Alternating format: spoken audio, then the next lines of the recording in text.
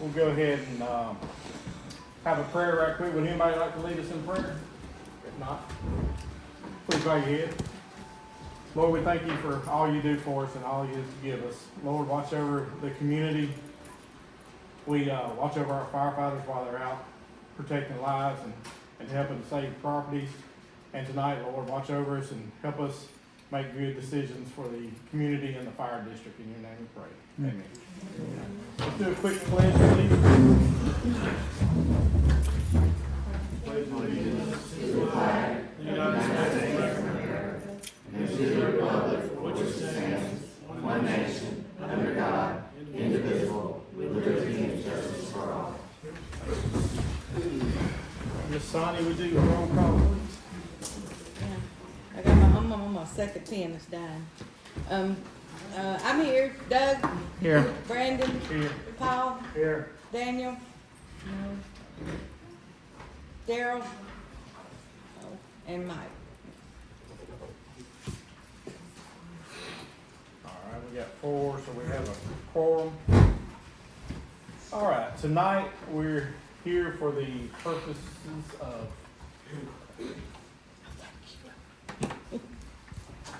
having a membership meeting to go into the process of sending a ballot to the probate judge's office to have an election in hopefully in August.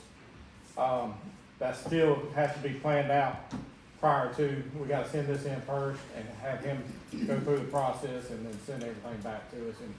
And it should give him plenty of time. But tonight we have a few special guests. Leanne Fair from the tax assessor's office, I get it right, and Miss Susan Jones from the tax collector's office. We have a letter here that Miss Sonia's going to read off, and we got a few copies here if anybody'd like to pass them around. But I'll let Miss Sonia read this.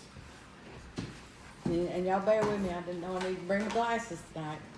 Alright, to whom it may concern, the Tuscaloosa County Tax Assessor's Office has been in communication with the Lakeview Fire Protection District regarding a proposed August 2024 referendum to have Tuscaloosa County apply and collect set fire fees with the annual property ad valorem tax. The proposal presented to our office is as follows. Lakeview Fire Department desires for the county to apply and collect a flat fee of $150 on every parcel within the approved boundaries provided by Lakeview Fire Department, with any type of improvement being assessed with the land by the county. Lakeview Fire Department desires for the county to apply and collect a flat fee of $10 on every vacant land parcel within the approved boundaries provided by Lakeview Fire Department. Parcel may have no value improvements or improvements such as mobile homes that do not qualify to be assessed with the real property. Lakeview Fire Department seeks to waive the fee or the fire fee on any totally exempt parcel, regardless of the reason for exemption. If successfully passed, the fire fees would begin to be included on parcels 10/1/24. This is a 2025 tax year with a non-delinquent collection period of 10/1/25 through 12/31/25. During our discussions with Lakeview Fire Department, we have advised that Tuscaloosa County will retain 4% commission of the fire fees, 2% tax assessor's office, and 2% tax collector's office. The tax collector's office would be responsible for semi-monthly payouts to Lakeview Fire Department. The payouts are due by the 5th and 20th, except when falling on a weekend day. Any concerns, errors in boundaries, de-annexations, etc. should be addressed to Lakeview Fire Department. Lakeview Fire Department would be required to notify the tax assessor's office of any changes necessary to keep the property records up to date, and this is from Leanne Fair. Miss Leanne, we'll kind of open up the floor for you and Miss Susan. If anybody has any questions about that, y'all are more than welcome to ask at this time. Making everybody turn around. Would you like me to come to the front, or you're good turning around? I can hear her. Okay. Why can the county only collect a flat rate on the vacant properties? We can do several things. It's not the county only collecting a flat rate on the vacant properties. That's the desire, I think Lakeview Fire District has brought that to our attention. So they're currently, and I'll how much detail y'all want, but currently no other fire district collects on vacant properties, and no other fire district collects the way they're proposing. So this is gonna be something new that we do, but it's manageable. So if the department decided to do a 3%, assessed value, y'all can do that? We can do it. The more changes and complexities we get, it's just more room, or more things we're gonna have to check and make sure it does do right. But I mean, it's software, so it can be programmed in with the help of our camera system vendor. What is the typical way that other fire departments are collecting their dues if this is not the way it's normally They done? do it on millage, but it breaks down to $1 per thousand of improvement value. So if your home's $250,000, you pay $250 fire fee each year. That's what we went with 2 years ago. And- okay. I think it was a little bit more millage than that, though. Is it one or one? It was one. One? Yeah, that's what I was saying, yeah. I think there was a neighboring department that was going up at the same time we were, so that might have been where some of the confusion came in. Any other questions? I've noticed there wasn't anything mentioned about the 3% increase in this letter. Is that something you're gonna look at it after? That's, something that, Ms. Catherine, you were saying that we're going to add that onto the ballot, or, They're still under review, the attorney wants to That's look at what it, it was, she was out of town for a while, and she'll get back to us as soon as she can. yeah, our attorney, Ms. Stephanie Wayne, she had a, case she had to go out of town on. I was trying to remember what, that email said, but basically, either 3%, and we got to define the amount of time, or we're not gonna try to do it every year. It's every other year, if I remember correctly. Is that what was decided last week? What was, No more than once a year was no what more was than once a year, okay. I don't have at the annual members meeting. wording in front of me right now. It was Would that up be to 3%. Would that be What- done? Oh, yeah, up to 3%, so basically, it has to be decided at the membership meeting what you wanna go up to there. So y'all will actually, if we can do it that way, the membership will decide what percentage would go up each year, up to 3%.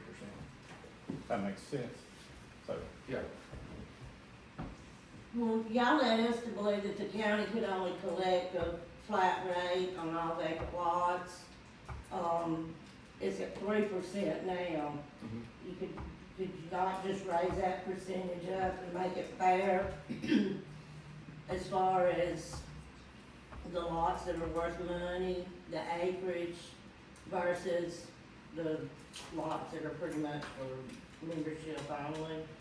I'll take, Miss Catherine had a opinion on that. It's 3% with a cap on it, and then stipulations that if you pay $75, then you don't pay anything else. So if you own 50 pieces of land and you meet your 75, then it has to be cut off. So It was on the ballot for the $75 cap. Yes. On the 2004 ballot, that was, Mhm. yeah. So, So we're changing everything else, why can't that be changed, like omit the cap?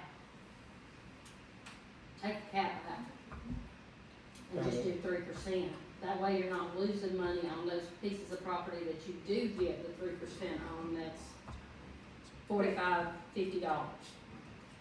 But some property is worth significantly more than that, and you would have people paying into the hundreds, even into the thousands for a vacant lot if you went with the 3%. Okay, that would also increase your homes, because they would decide that it was time to sell unless somebody build on it.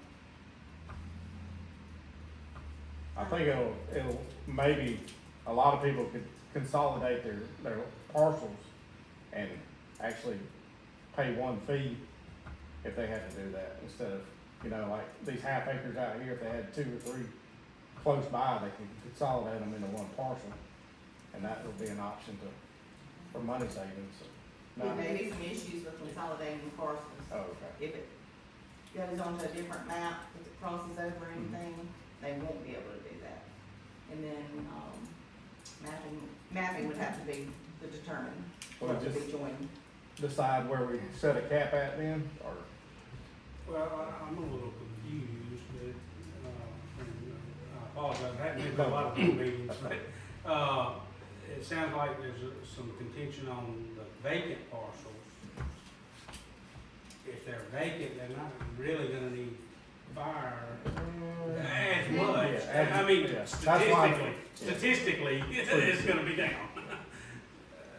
Why would we want to charge a whole lot for vacant?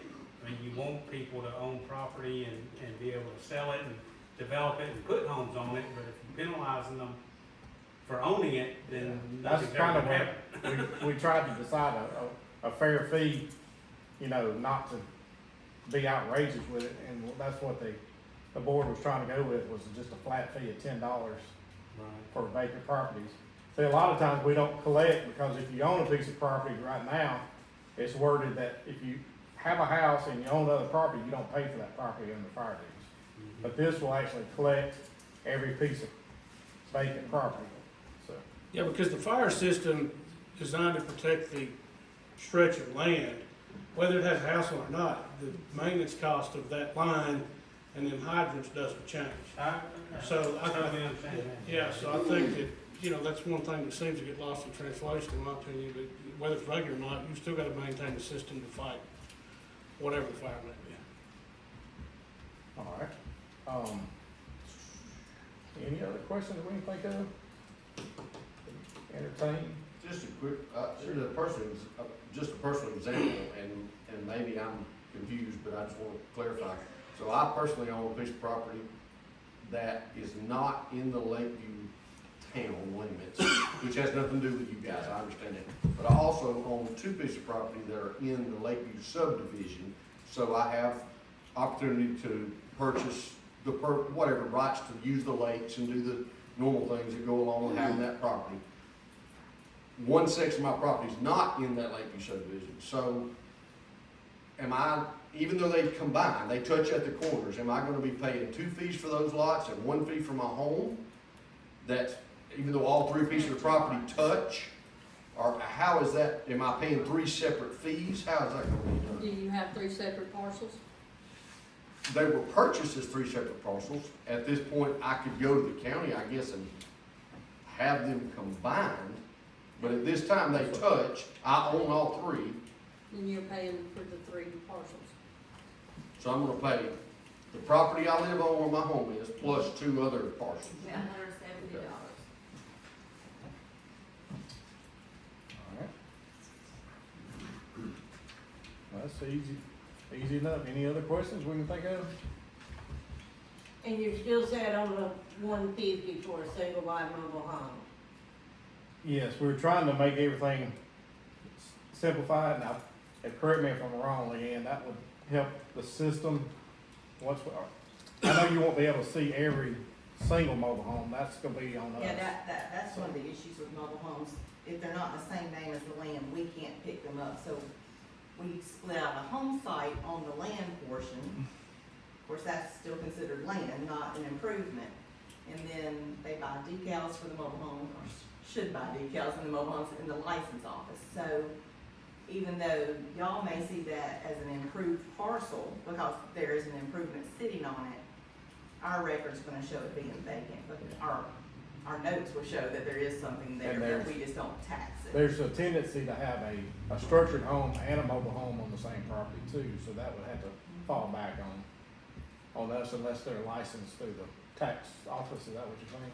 Right, Yeah. there could be multiple improvements on one parcel, and so I think if I understand, and I'll keep looking at Catherine, because she and I have had emails going back and forth, but, I believe y'all decided just to do the 150 per parcel and not per improvement, is that is correct, maybe? Yes, it was Okay. one 150. Okay, so even if there were 5 structures on the parcel, which is the 150. Okay. And So the exemption that used to be in place where if you had an improved property, you no longer will get the exemption for your non-improved properties? It wasn't an exemption, it had a max at $75. So if you had a house, you was gonna be billed $75. If you had 25 pieces of land, we couldn't bill you no more, because it maxed at 75. So what is the Taking that max max gonna be off. suggested to be set at this time then? We're just going to the flat $10 fee for vacant So a property. person that owns 100 lots that used to pay $75 could now be charged $1,000. $100. $100. You had, If they own 100 lots, at $10 a Yeah. lot, Yeah. that's $1,000. So a person who used to pay $75 could potentially be charged $1,000 under this system. I'm just, Essentially, okay. I don't think we have anything close, but I mean, it's just hypothetically. Hold it, I think, is the code, that's Yeah. Lynn, what is considered an exemption?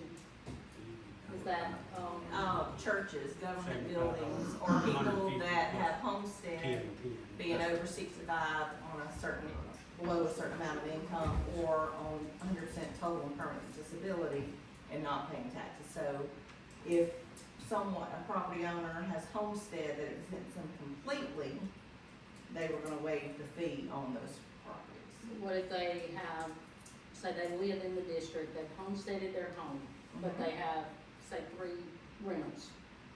Rentals don't get homestead exemption anyway, so I mean, they would be charged a fee.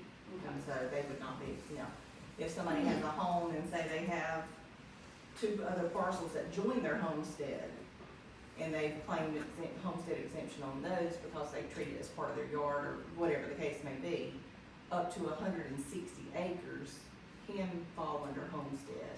So those, if they were exempt on their house, those parcels would be exempt as well, if they signed up for it. So could you expand on the homestead a little bit more? Sure. I'm kind of lost in that, so you're saying if you file homestead, you won't pay? No. Okay. well, there's 2 different Homestead homesteads. exemption. Okay. So individuals 65 and older that have a total taxable income on their federal income tax of $12,000 or less can be completely exempt. Okay. Or if any age person that's totally and permanently disabled that owns a home, obviously they gotta bring in all their supporting evidence, for us Each. to apply. Each year, correctly? Is it? Once they sign up, we send out affidavits through the mail for them to re-qualify. And so but they do have to sign for it each year. So if somebody maybe didn't file income tax, or if they were below the amount, and maybe they cashed out some of their retirement, sold some timber, whatever the case may be, the next year, their income may be too high on their federal income tax return, and it throws them out of that exemption for that year. So in that case, they would get a fire fee that year, and then they would have to requalify. So if they're exempt and they have their home, and then their daughter's got a trailer sitting back there behind them, it's not. If we have, like a home site, Mm-hmm. okay, so homesteaded property is class 3 property at 10% assessment rate. Mm-hmm. Class 2 property is 20% assessment rate, so that's gonna be rental, vacant property, whatever. And so if there's a house that the person's paying homestead on, and then there's a mobile home that whoever lives in it, and they're not financially or physically dependent on the owner, that mobile home is gonna have a class 2 home site. Chances are that we're not picking that mobile home up because it probably doesn't match the name of the land, but it would have a class 2 home site, so that parcel would not be completely exempt. So that may be something we have to identify, a little differently, because the way, and I'm sorry I keep saying this, but the way the other fire districts do it, it's on the improvement, and so if they're exempt on that improvement, they can be exempt.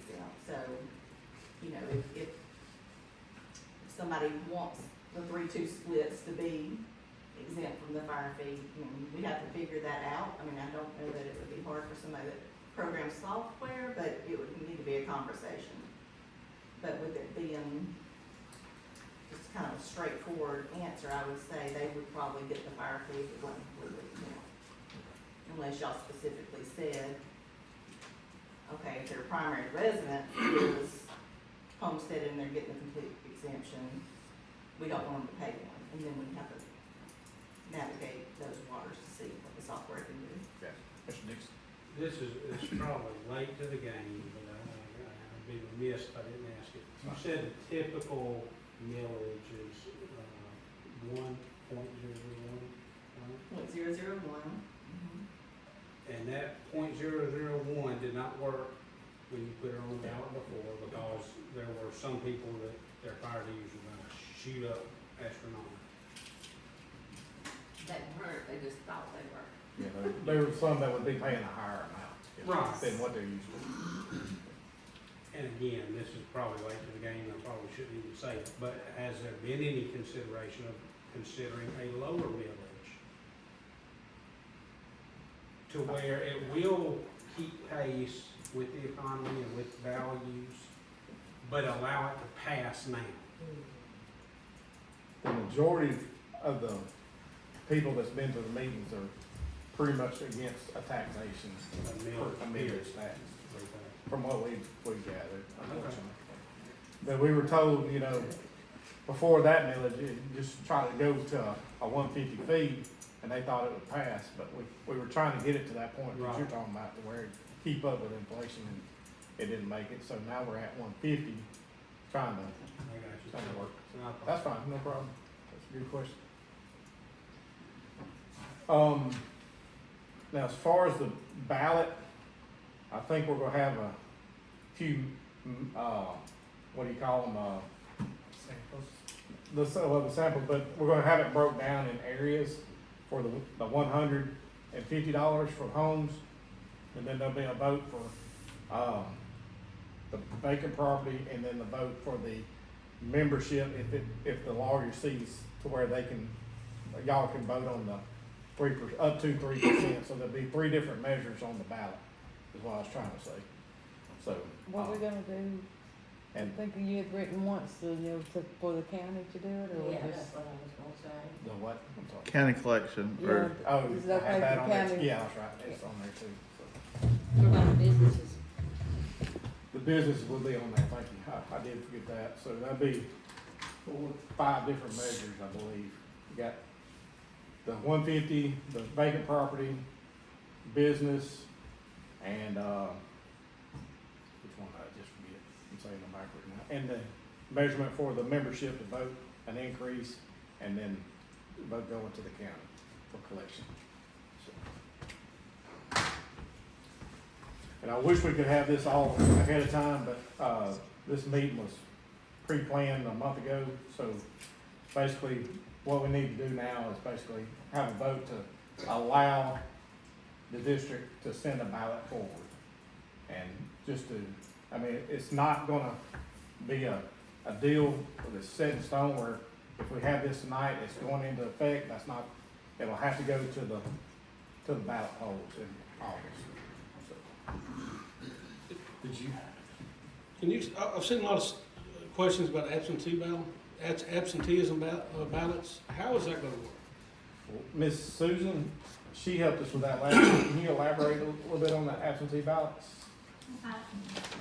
Wasn't you? no, It's just, it would be a general election, so it would be the same policies for presidential election, government, you know, it applies, so you would just pick up your absentee ballot at the deadlines established by the county, file it like you would for a presidential election, And we had, and that's it. Last We had a time they box. brought a box here. yeah, we had a box here at the office so people could come in ahead of time if they knew they were gonna be out of town and seal it up, and it'd go into that box, and the day before the election, they collected them all up, is that correct? There was a lockbox and she had a certain day she was gonna come and get it. I think it was the day before, Yeah, I the think morning of or something like that. Absentee, voting came through the circuit clerk's office. Okay. That's it, okay. Miss Diane, Yeah, that's, McGarrett Bobo's the circuit clerk, but Okay. Diana Yeah. helps with the elections a good bit, so she's very involved. Miss Susan, what's your last name? Jones. And then what was the business portion of this? We hadn't really discussed that part. yeah, business fees are, do you have that number in 12.5 front of you? cents per square foot. 12.5 cents per square foot. Okay. So, can you elaborate just a little bit more on that as far as the breakdown is? Currently, it's on a scale, so anything that's 1,600 square feet and below pays the same thing. If you have an 800 square foot beauty shop or, you know, a 1,600 square foot auto shop, you're gonna pay the same thing. It's just a range. So this eliminates the range. So obviously, the larger the building, then you're gonna need more resources for the fire. So those buildings would go up, the beauty shop would go down. So it's just to make sure that the resources match the building. And there's, at some point in there, there's a breakover where your rate will pretty much stay close to the same as what you had. Yeah, most of the middle of the range businesses, will not see an increase. Smaller ones will go down. The larger, I'm just gonna use the truck stops, for example, they would go up just because there's such a huge range currently. I mean, you can, you know, about 50,000 square feet worth of range, that's, so. I'm sorry, Yes. say that again. So, well, let me ask it this way. If a business has a warehouse, is that charged at just 12.5 cents per square foot? Yes.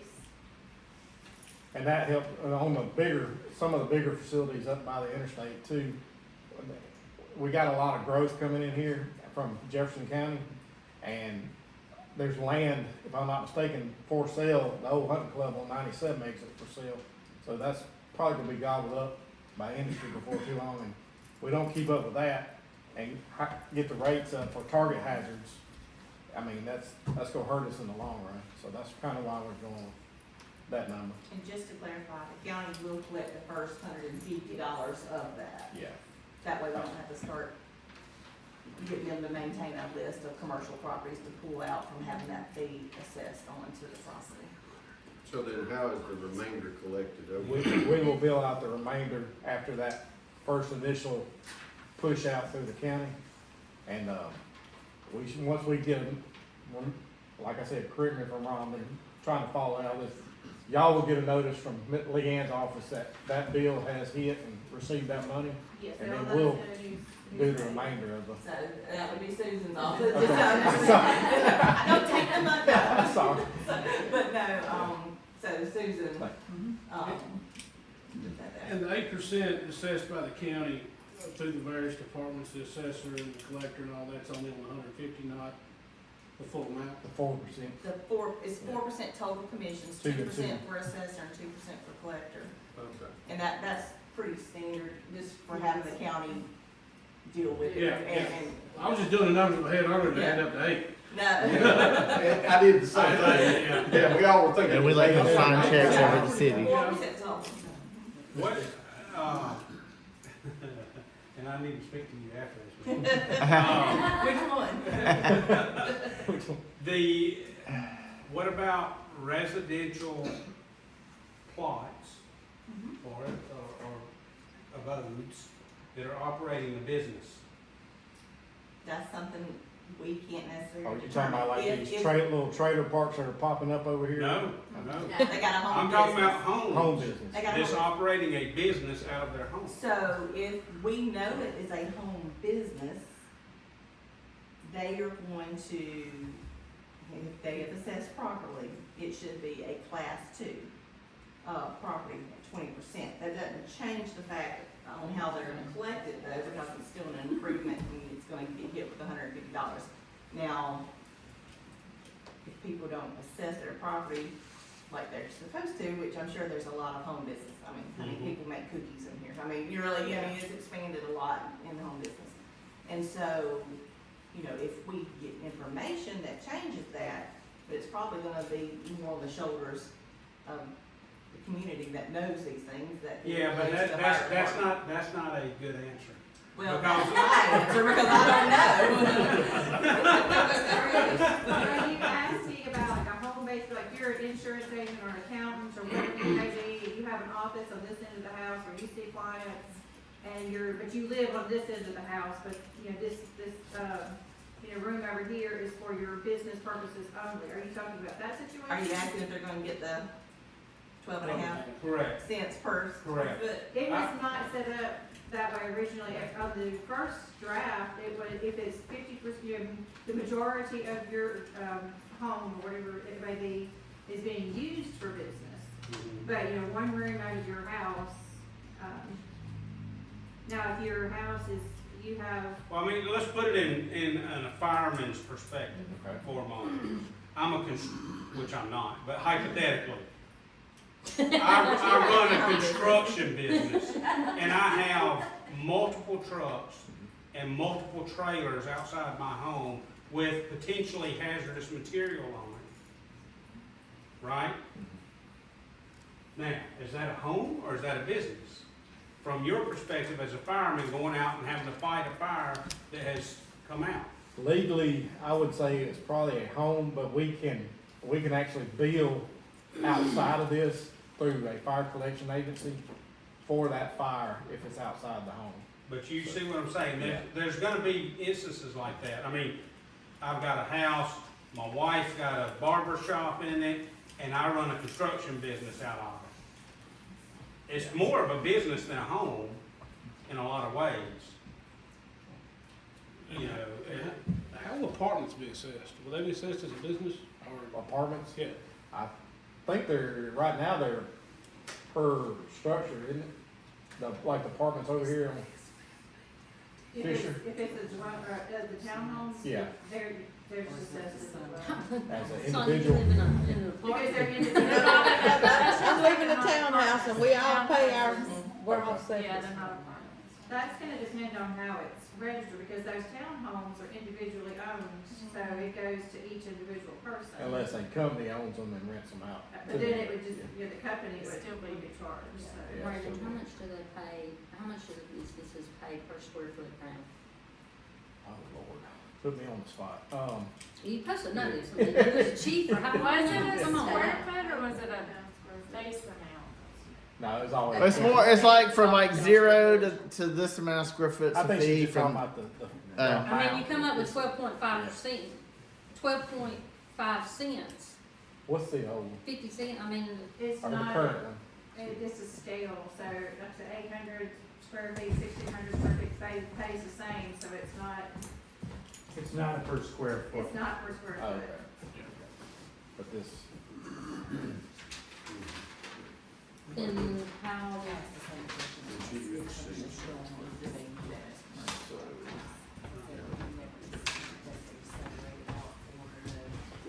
it's gonna be yeah, a it- formula somewhere. there's a formula, Me but, personally or mom? I mean, it's not on, I was at a funeral this afternoon. less than 1,600 is $250, 16 to 3,000 is $250. So it goes up in increments of about $25, and then it jumps up to $350, so I don't know exactly what that formula is. I tried to figure it out years ago, and it's just back and forth, so this will help set the standard, across the board. So you said it's 250 for up to 1,000? 225 for 16 and less, 1601 to 3,000 is 250. Then 301 to 5 is 350, so it jumps up $100 after that. So it's not a, It's actually less. yeah. What you're proposing is less. But for the smaller businesses, that's what, yeah. Until it gets to that breakover point where like the bigger businesses, Is that like where if it we has to get be about a 460? Smuckers or a facility like that, that's where it will. And that's what makes sense. 500,000 square feet is $5,500. That was one of the problems that we felt that was wrong, is you got a beauty shop paying how much, and then the same, So how That much more of than- it hazmat fee? I think this is more equitable. It doesn't, Hazmat fees going along with that business is 400 was the last number that was put in, like 400 to 500. Currently it's 300. 300. So is it 4 or is it 5? If I remember correctly, it was 5. I thought That 5. was the last,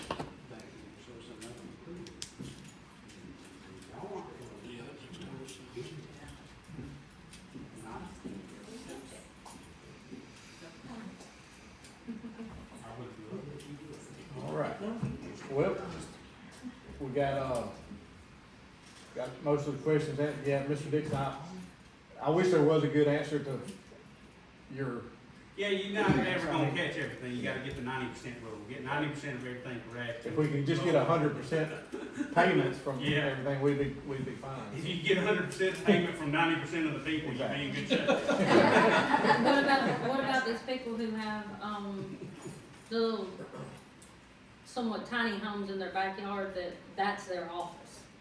It's a totally different structure.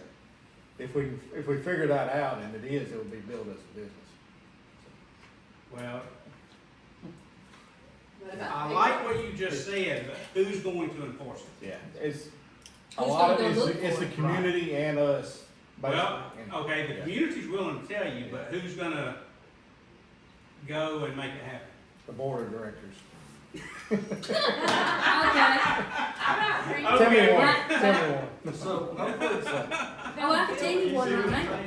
And you It know, depends on what type of building it is, Well, I mean, we you're gonna- may actually pick it up. There's Okay. some, See, that's, states never gave us good guidance, and they seem to be staying away from a variety of tiny homes, because some are park models, some are this, some are that, so they never give us good guidance, so we do the best we can on the tiny homes. Now, the storage building type or cabins, whatever they're calling those, that, people sometimes live in or use as a business on their property, those might be considered personal property, so they may not get picked up as an improvement on the real property, because they're being taxed to personal property. And tiny homes aren't considered improvements.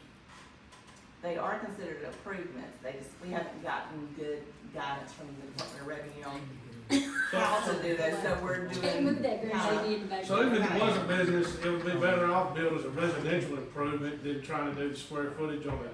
I mean, what would it be, $72 on a 600 square foot tiny home at 12.5 cents? Well, You know, so you'd be better off just building as improved property and charging $150 for it. we're gonna possibly see it as an improvement on the property, and then if that's the only thing there, it would get the $150.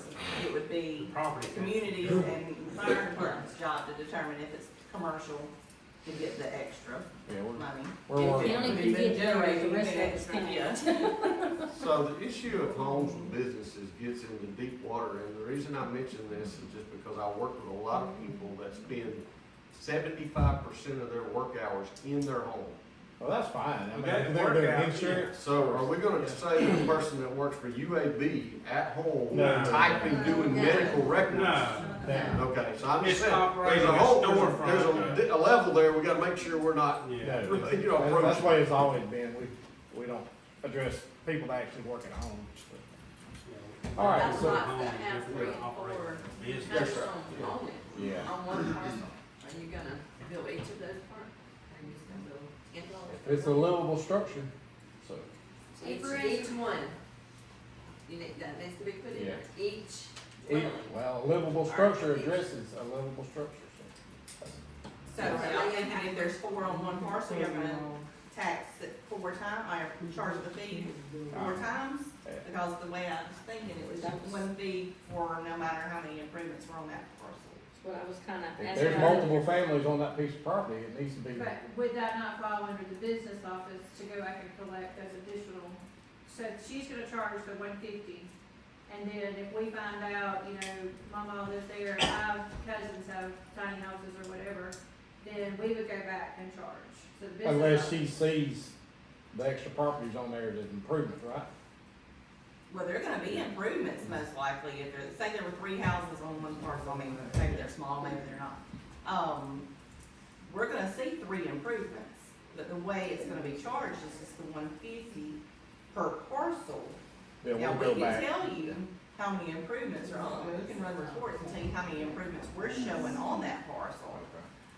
But if, for the 3 improvements to be on that parcel, it's only in the ownership of one person, so I won't be able to tell you if grandma or cousin Sally or whoever lives in But that. so an improvement by definition to you is another dwelling?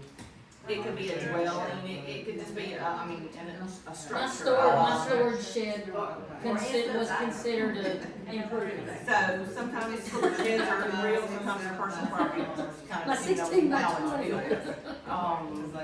You know, Google. some may be called single. Google family Maps, dwellings, thank it you. could be manufactured home. It can't tell me where my address is, but it can tell me that that shed's in there. Yes, an improvement. But your office doesn't get hung up into which type of improvement, it's just an improvement. No, we put a code on it for the most part, but So We could can't- you say if it's a dwelling, is there a specific code that would say there's 3 houses, 3 dwellings on this property and bill accordingly? we could, but then it's going to get complicated because, because mobile homes aren't coded as single-family dwellings in our system. Mobile homes are manufactured That's where it'll homes. fall back on us. When So- she gives us a report, we'll have to go back and look But at an those. improvement could be So a do you barn. it guys could be have a system in garage. place to try to remedy that? Yeah, I mean, are y'all gonna go out and actually ask hard questions of people? Is this a dwelling? that's what the board's here for, so I mean, honestly, if we have to, we can send them letters and, start with that and then go from there. Yeah, but is it gonna be San Francisco, like, is it, hey, do you have somebody living back there? No, I don't, okay. Or is it gonna be, do you really have somebody living there? All right, hold on. I agree. Miss Susan, did you have a question? Or you just, okay. All right, so we want to entertain a motion from the floor of having a ballot sent forward. I'd like to make a motion, we have a vote to have a ballot sent forward. Okay. Do I have a second on the floor? Second, two seconds. All right, hang on. Okay. That is- Motion to Send forward a ballot. send forward ballot. I got Mr. Bean. You got Mr. Yeah. And then Kelly Rowland Kelly was second. and Miss Mary seconded too. All right, all in favor?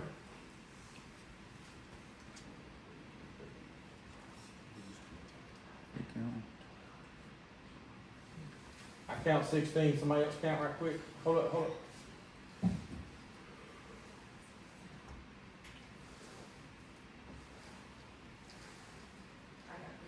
I don't think it Okay. 16.